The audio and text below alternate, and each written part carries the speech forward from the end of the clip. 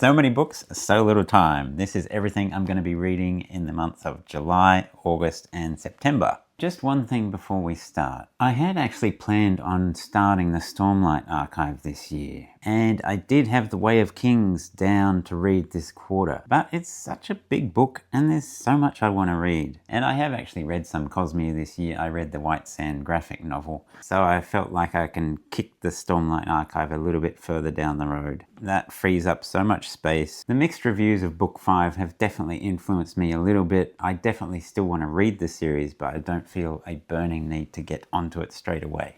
So, on to the books, and let's start with the fantasy. I am already reading The Fires of Heaven. This is book number 5 of The Wheel of Time by Robert Jordan. I'm about 350 pages into it. I said in my previous video that I was up to page 100 and not a lot had happened, but thankfully that is no longer the case. Everything has ramped up and I'm really enjoying this. So, I've got another 600 pages to go. I'll be continuing my read-through of everything Guy Gavriel Kay has ever written. This is book 3 of the Fionavar Tapestry, The Darkest Road. I had mixed feelings about the first 2 books. I did enjoy them, they just didn't blow my socks off. Hopefully this one is another step up.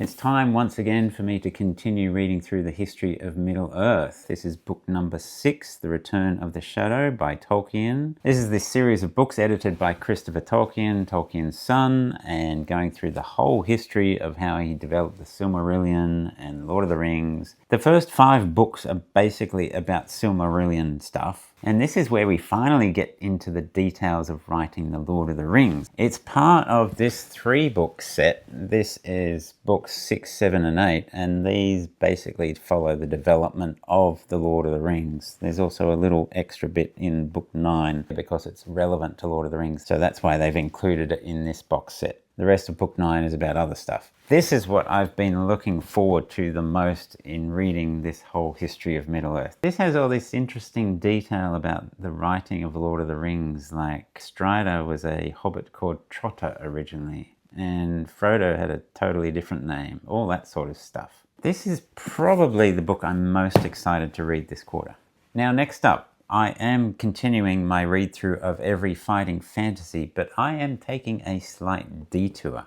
I am going to be reading Steve Jackson's Sorcery series because this came out around the time period where I'm up to. These came out in 1983, 84 and 85. So I'm going to be reading the first one, which is the Shamutanti Hills. This is book 1 of Sorcery by Steve Jackson solely. Apparently these were marketed as adult game books. And I think I can be 100% confident to say that does not mean it has sex in it. The main difference I do know about this series is that it has some sort of magic system. There's a bunch of spells. I think you're supposed to learn them and not look at the book reference if you want to play hardcore, something like that. And as always, I will do a full video recap of all those books when I've read them. Game book adjacent, I am going to be reading Valiant by Jonathan Green. I have said in previous videos, Jonathan Green, I have read 1 or 2 of his game books and they are excellent. So this one is just calling to me. I received this from the publishers. Thank you to War Cradle for sending this out to me. I just can't resist it anymore. This is one of those ones that I decided I really want to get to this. So sorry Brandon Sanderson, Stormlight Archive gets kicked down the road because of game books.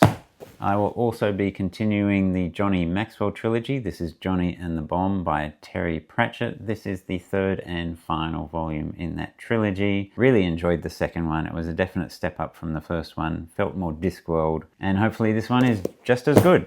I'll be continuing my read-through of How to Train Your Dragon. This is How to Seize a Dragon's Jewel by Cressida Cowell. This is book number 10. And book number 9 left us in an interesting place. So I'm very curious to see what happens in this one. Now, still fantasy adjacent. There are a bunch of books I have, as you can see. There is a whole section over there of children's books. And there are classics that I have never read. And I really need to make amends. For example, I have never read Alice's Adventures in Wonderland by Lewis Carroll, which is quite ridiculous, really. How come I have never read this book? Anyway, it's sitting on the shelf just calling to me saying, read me, drink me, eat me. It's a classic. What more can be said? And if I get the time, I will also read the sequel Through the Looking Glass. And even more fantasy adjacent. Nothing gets quite as old as the Iliad by Homer. Again, this is one of those books that has been sitting on my shelf forever. Yes, there is the Odyssey movie coming out, but that's not really why I'm reading this. I don't know whether I'll go and see that movie anyway. If you don't know, there are the two books, the Iliad and the Odyssey. The Iliad actually comes first. I'll be reading this one this quarter, and I'll probably read the Odyssey next year. And for anyone interested, this is translated by Martin Hammond. This is a prose translation, so it's not in that kind of verse style. If you happen to have read this, let me know whether this is a good version to read.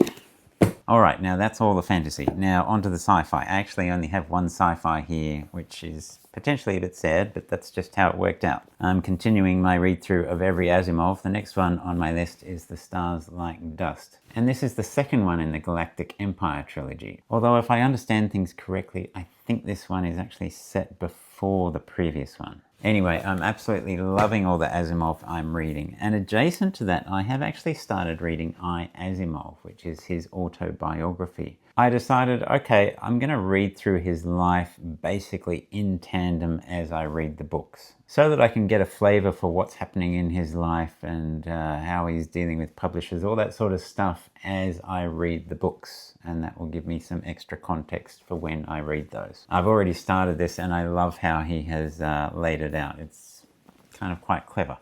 And here's another one that contributed to bumping the Stormlight archive out of this cohort. It is The Black Echo by Michael Connelly. This is the first of the Harry Bosch series. And I have it on two authorities that this series is great. One is my brother-in-law. He absolutely loves this series. And then there is Josh over at Red Fury Books. He is currently reading through all the series again. I think he said he has read most of them, but he's decided to go right back to the start and read through all of those. So go and look at his channel, very interesting. This is a crime. It follows some sort of homicide detective in LA. So it's not the kind of thing I usually read, but I'm really looking forward to seeing whether I like it. And last but not least, Biggles Flies Again by Captain W.E. Johns. This is the next in the Biggles series. I think this is book number 4 that I'm up to. From the sounds of it, this is a bit more of a straight story rather than a whole bunch of short stories. Just look at that lovely dust jacket. All right, that's it. So that's everything. It's quite a stack, but I think I can get through it all. Let me know what you're reading in the coming months. I will see you in the next video. Happy reading.